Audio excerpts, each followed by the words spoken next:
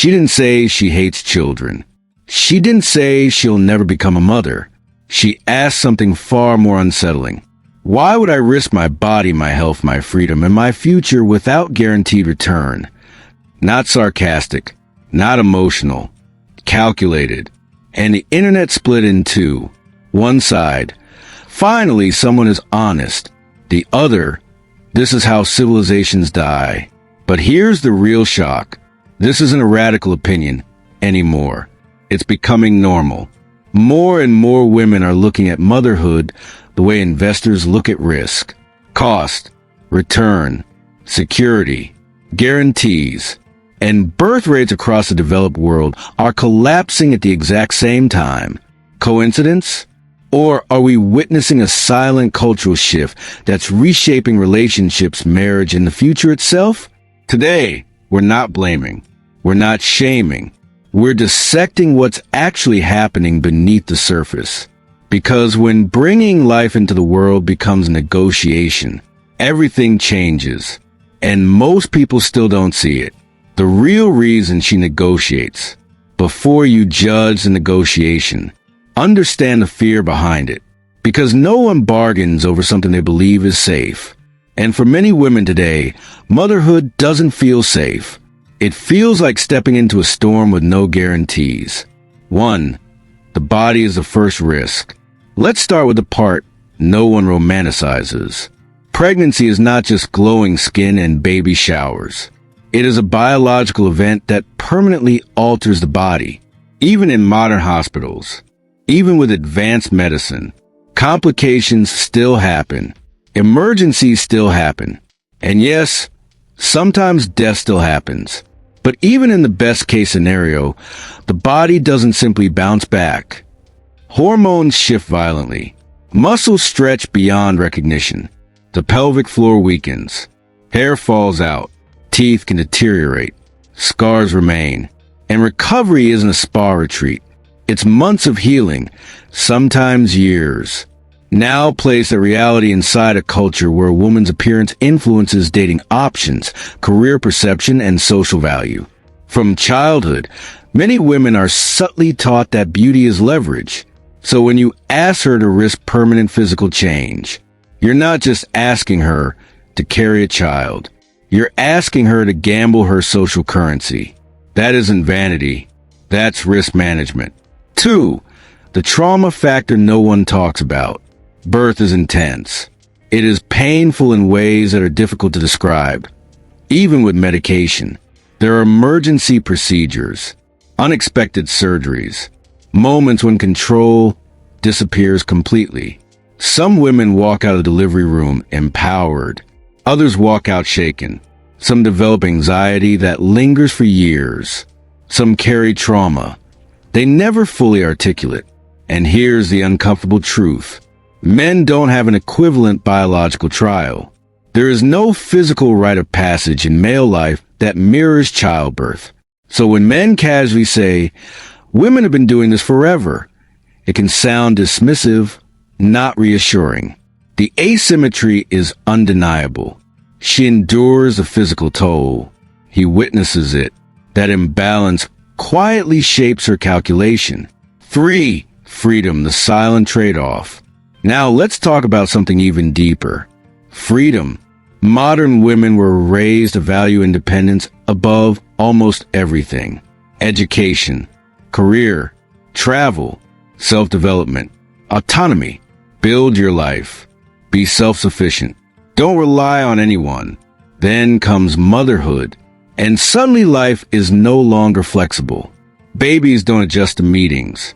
Toddlers don't respect deadlines. Children wake up at 3 a.m. whether you have a promotion interview or not. For years, sometimes decades, your time is no longer fully yours. And in a culture that has preached, your life is about you, that shift feels seismic. Is it selfish to hesitate? Or is it simply consistent with the value society drilled in from beginning? When freedom is the highest good, sacrifice feels like loss. 4. The fear of disappearing. Watch what happens socially. A woman becomes a mother. Her Instagram changes. Her conversations change. Her schedule changes. Sometimes her ambitions change. From the outside, it can look like the person dissolves into the role. She stops being Emily and becomes someone's mom. Motherhood absolutely builds a new identity, but from a distance, it can look like erasure instead of expansion. And in a generation obsessed with personal branding, visibility, and self-expression, the fear of disappearing is real. No one wants to feel replaceable inside their own life. 5. The risk of being left alone. Now we arrive at the deepest layer. Trust. Many women have witnessed fathers who disengage, men who don't wake up at night, men who emotionally check out, men who leave when things get difficult, men who cheat during pregnancy, men who start over elsewhere. If she has a child and he walks away, the imbalance is brutal. Her body changed, her income paused, her options narrowed, her responsibility multiplied. He may recover faster, date sooner, move on easier. Whether statistically exaggerated or not, the perception shapes behavior, and perception drives negotiation. If the downside risk feels asymmetrical, of course she asks for security. Of course she asks for proof. Of course she hesitates. Because from her vantage point, motherhood is not just love. It's the biggest irreversible investment of her life.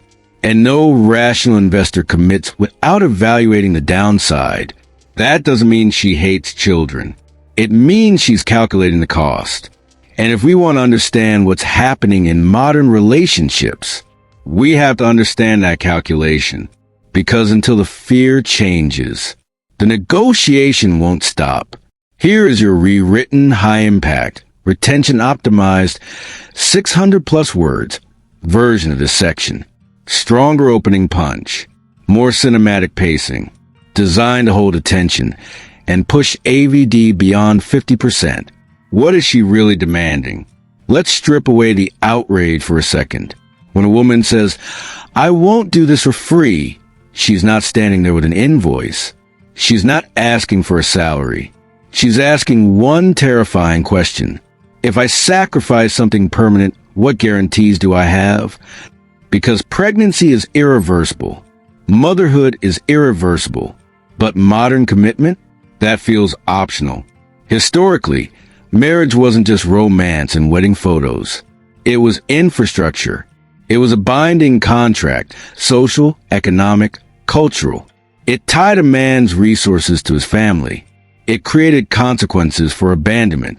It enforced long-term responsibility. It wasn't perfect, but it was stable. Today, divorce is accessible. Commitment is flexible. Cultural pressure is weak. Exit doors are everywhere. She's being asked to make permanent sacrifices in a world built on temporary arrangements. So she negotiates, not for luxury, for certainty. She wants proof of stability before she risks instability. She wants financial resilience, not because she's greedy, but because children amplify financial stress. She wants demonstrated reliability, not words, but patterns. She wants evidence of long-term investment. Because once she steps into motherhood, stepping out isn't simple. Is that transactional? Yes. But ask yourself, when permanence meets impermanence, who wouldn't calculate? The emotional structure of family formation shifts the moment security feels uncertain. And that shift changes everything. When stable becomes exceptional, now here's where the tension explodes. What begins as financially stable slowly evolves into high earning. What begins as comfortable lifestyle becomes premium comfort. What begins as responsible partner becomes elite provider. Comparison fuels escalation. Social media doesn't show the average marriage. It shows a highlight reel. Luxury vacations, designer nurseries, six-figure lifestyles. And human psychology does something predictable. It recalibrates normal. Suddenly, the baseline isn't the average man. It's the top-tier man. But mathematics is brutal. There are not enough top 5% men for most women to pair with. And here's the part people avoid saying. The men who meet elite standards know they have options. Options delay urgency. When abundance exists, commitment slows. So many women wait. They hold the line for the ideal. But biology does not negotiate. Time moves whether you're ready or not. And by the time clarity arrives, the window may have narrowed. This isn't to blame. It's a collision between expectation and arithmetic. The other side, the male reality. Now zoom out again. Many men are not thriving. Economic instability, directionless ambition, digital addiction, emotional underdevelopment. Some women's hesitation isn't paranoia. It's an observation. But there's another layer. Expectations have multiplied. Be confident, but never arrogant. Be dominant, but never controlling. Be emotionally expressive, but never weak. Be ambitious, but always available. Led, but don't overshadow. Some of these standards are healthy. Some are contradictory. And contradiction creates paralysis. Men feel scrutinized. Women feel disappointed. Both feel misunderstood. The stalemate deepens. The cultural shift nobody wants to admit. Step even further back. Traditional cultures prioritize duty, sacrifice, continuation, family above self.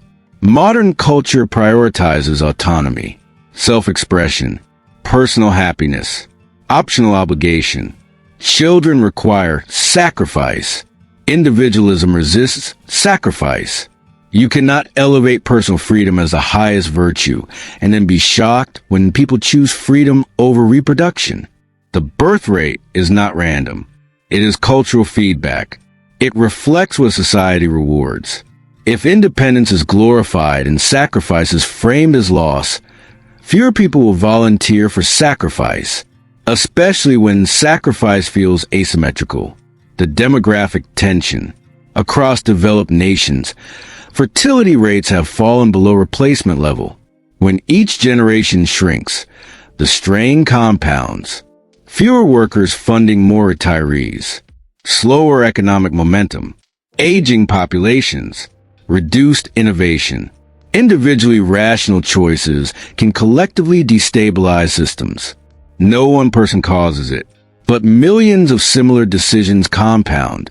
And systems don't respond emotionally. They respond mathematically. So what actually changes? Blame is useless. Shame is ineffective. Denial is dangerous. Women's concerns are real. Men's struggles are real. The cultural shift towards self-first values is real. If motherhood feels like a disproportionate risk, the environment surrounding it must adapt. That could mean stronger structural support for families, greater cultural appreciation of parenthood, more visible male reliability, economic conditions that make stability attainable, or technological changes that alter biological timelines. But something must recalibrate, because the current trajectory doesn't balance itself. When permanent sacrifice meets temporary commitment, hesitation becomes logical. And until permanence feels supported again, the negotiation continues. Not because people hate children, but because uncertainty is expensive. And no one willingly invests in a system that feels unstable. That's the real tension. And that's why this conversation isn't going away. The uncomfortable truth. Let's say the part nobody wants to admit. These women aren't outliers. They're not broken. They're not confused. They're consistent. They're doing exactly what they were trained to do. Think logically. Protect your interests. Maximize your outcomes. Never sacrifice without return. For years, the message was clear. Put yourself first. Build your life. Don't depend on anyone. Don't lose yourself for something uncertain. And now, they're applying that same logic to the biggest decision of all. And suddenly it's a problem. But the real shock isn't their mindset. The real shock is that we didn't see it coming. Because you can't build a culture around self-priority and then expect self-sacrifice. You can't glorify independence and then demand commitment. You can't teach people to calculate everything and then expect them not to calculate this. So the real question isn't, are they right or wrong? The real question is, what kind of future are we building? One where sacrifice still has meaning, where continuity matters, where creating the next generation is seen as worth the cost, or one where everything is optional, including legacy? Because in the end, it's simple. The future doesn't belong to those who debate it. It belongs to those who build it. Everything else? Just noise. So now you've seen it. Not the surface. Not the noise. The reality. This isn't just about women. This isn't just about men. This is about the direction we're all heading, whether we admit it or not. And here's the truth most people avoid. If nothing changes, the future will be decided without you. So I want to ask you something real.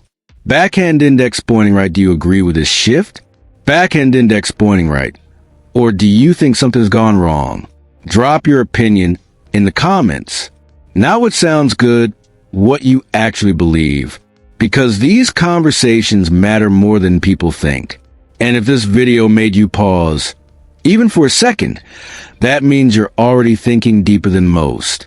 So do one thing before you leave. Thumbs up like the video, so more people see this reality. Speech balloon, comment your perspective.